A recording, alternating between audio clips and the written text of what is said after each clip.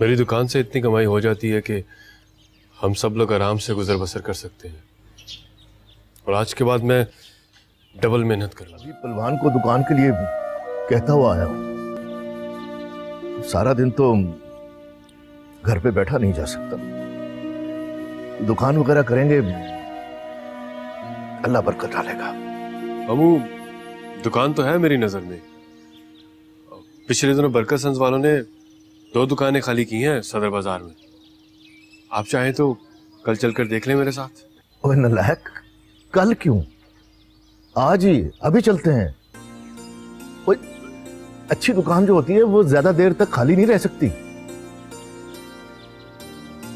और हाँ आपा, धानी के ससुराल वालों की आप फिक्र ना करें, मैं कोई वक्त देखकर उन्हें कोई मुनासिब सी वजह बता दूंगा।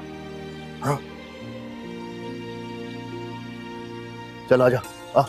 और ये तुम्हारी फिटपटिया पे नहीं जाना, मेरे स्कूटर पे चलो। मैं करता हूँ। चलो।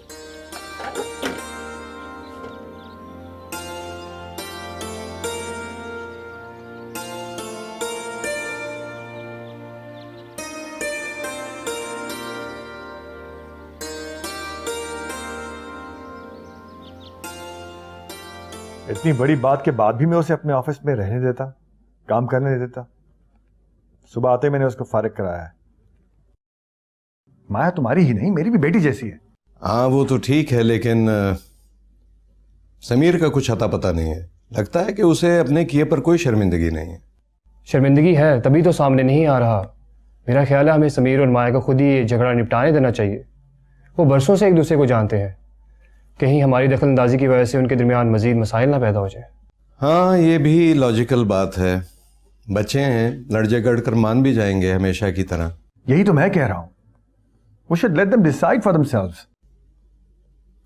लेकिन मैं अगर तुम्हारी जगह होता ना तो कभी उस बूढ़े को इस तरह फारग ना करता। ये तुम क्या कह रहे हो रियासत? मैंने तो माया बेटी के लिए सब कुछ किया है। अगर एक सियासतदान की तरह सोचते तो तुम्हें समझ में आता। शेख कलीमुद्दीन जिस इलाके का रिहायशी है, आने वाले इलेक्शन में तुम्हें वहां से वोट लेने हैं। अब सोचो, शेख कलीमुद्दीन अगर असर रसूख वाला हुआ तो तुम्हारे लिए कितना नुकसानदेह साबित हो सकता। याद रखो, सियासत किसी रिश्ते, किसी जज्बे की मोहताज नहीं होती।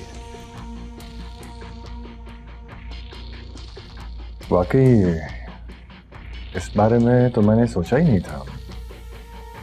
मैं तो उसे सिर्फ सबक सिखाने के चक्कर में था। उसे सबक सिखाना कौन सा बड़ा मसला था। एनीहाउ, जो हुआ सो हुआ। अब आगे हमें बहुत सोच समझ कर कदम रखने होंगे।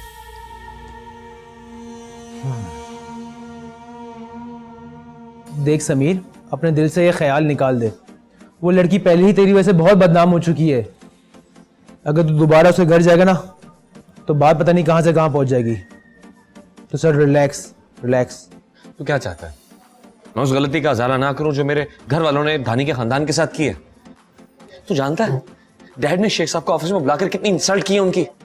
देख, मैं जानता हूं अंकल ने ज्यादती की है उनके साथ, मगर इसका ये मतलब तो नहीं कि तू उनके घर जा यार। तू ऑफिस जाके भी तो माजरत कर सकता है यार। पहले ऑफिस ही गया था, मैं ऑफिस ही गया था। मैनेजर ने बताया कि रिजाइन करके जा चुके हैं। ये तो बहुत बुरा हुआ यार। हमारी एक हमाकत ने पता नहीं क्या से क्या कर दिया। सबसे मैंने खबर सुनी है ना, अपनी नजरों में गिर गया हूं मैं। इसलिए मैंने फैसला किया है कि मैं शेख साहब से जाकर माफी जरूर मांगूंगा, चाहे इसका अंजाम मेरे हक में कितना ही बुरा क्यों ना हो। ठीक है, मैं भी चलूंगा तेरे साथ।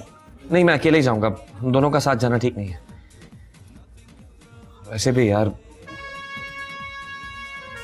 कफारा मुझे तन्हाई अदा करना है। I have to do this alone.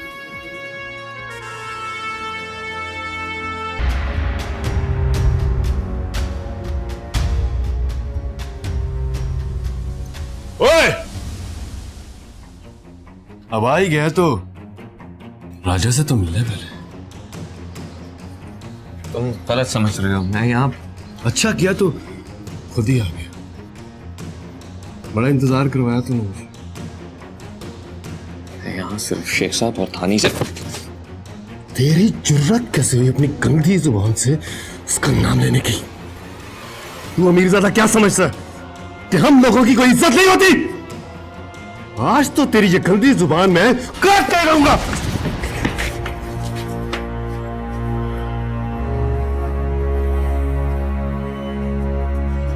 कोई गलत फहमी हुई है। मैं यहाँ सिर्फ अपने बड़ों की गलती की तलाफी करने आया हूँ। गलती तो तूने की है।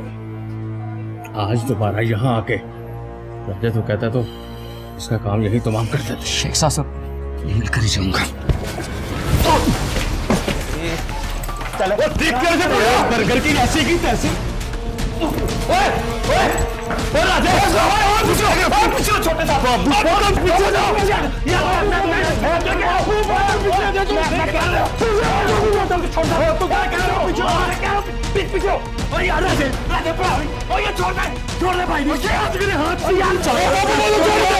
मान लेते बात को। मन भाई नहीं मैं कह रहा हूँ छोड़, मैं कह रहा हूँ ना। चल यार छोड़ दे। चल इसको आज जमीन नहीं सकता हूँ। चल मार दूंगा मैं इसको। राजे प्राणी चल चल चल मेरा भाई चल चल और चल तो ले जा इसको प्लीज यार। प्लीज जाओ।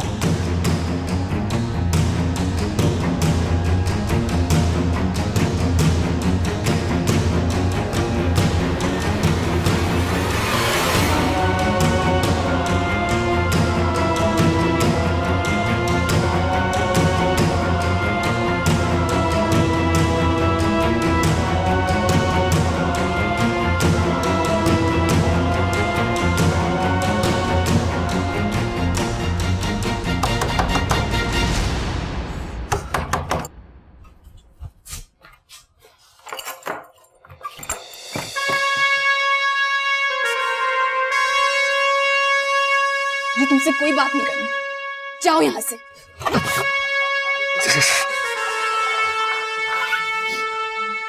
तुम चाहते क्या हो? तुम्हारी वजह से पहले मेरी कम रुसवाई हुई, तुम दोबारा आ गए हो मेरे घर वालों का तमाशा बनाने। मैं अपने डैड के सुलूक की माफी मांगने आया हूँ जो उन्होंने शेख साहब के साथ किया। ठीक है, कर दिया माफ तुम्हें, बख्श दो अब हमें।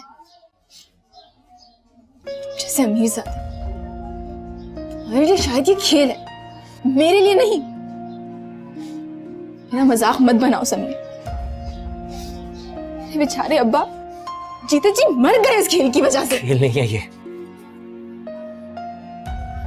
और तुम क्या समझते हो आज तुम्हारे दरवाजे तक खेल खेलने आया हूं मैं? मानता हूं देर से एहसास हुआ मुझे, लेकिन सच है ये।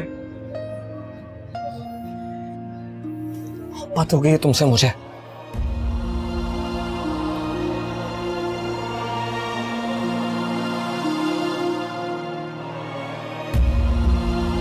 मोहब्बत, तुम जानते हो मोहब्बत क्या होती है? हाँ, जानते हो मोहब्बत किस बला का नाम है? जैसे अमीरजादे जिनकी सुबह शराब रात नशे की आगोश में सोती है, उससे मोहब्बत की बात कर रहे हो? ऐसा खारा पानी नहीं पी सकते तुम। वाटर जनरेशन, इर्द गिर्द तुम्हारे हजारों नौकर चाकर घूमते हैं तुम्हारी खिदमत के लिए। जरा सी धूप नहीं बर्दाश्त होती तुमसे, मुझसे मोहब्बत की बात कर रहे हो तुम? देखो मिस्टर, हम छोटे लोग हैं, जमीन पर बसने वाले, खाक पर चलने वाले। जैसे अमीरजादे जो कीमती कालीनों पर चलते हैं, तुम्हें अपने बयान के मुताबिक मोहब्बत करनी चाहिए। जो बोलना था बोल दिया, अब मैं कुछ बोलूं? नहीं, तुम अब आगे कुछ नहीं बोल सकते। ये हमारी आखिरी मुलाकात है, इसके बाद तुम मेरी सूरत कभी नहीं देखोगे। मर गई धानी तुम्हारे लिए। धानी मेरी बात।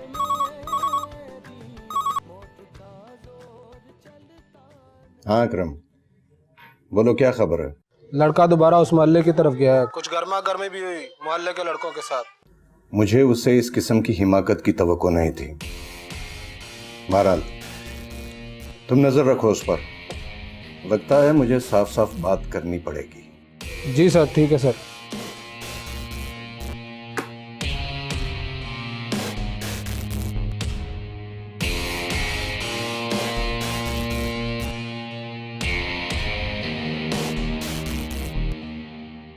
मैंने कहा ना छोटे साहब, ये छोटे लोगों का मोहल्ला है, यहाँ पर आपकी बात सुनने वाला कोई नहीं है। लेकिन मेरा मकसद किसी के इंसल्ट या बदनामी हरगिज नहीं था। ये सब लोग मुझे इतना गलत क्यों समझ रहे हैं? क्या मैं अपनी और अपने बड़ों की गलती की तलाफी नहीं कर सकता? मैं जानता हूँ कि तुम्हारा मकसद लड़की या उसके घर वालों की बेइज्जती करना नहीं, मगर इस छोटे मोहल्ले के लोगों की सोच भी बड़ी छोटी है। मेरा कहा मानो, दोबारा यहाँ मत आना, वरना खून तुम्हारा गिरेगा और उस खून के छींटे धानी के दामन को दागदार करेंगे।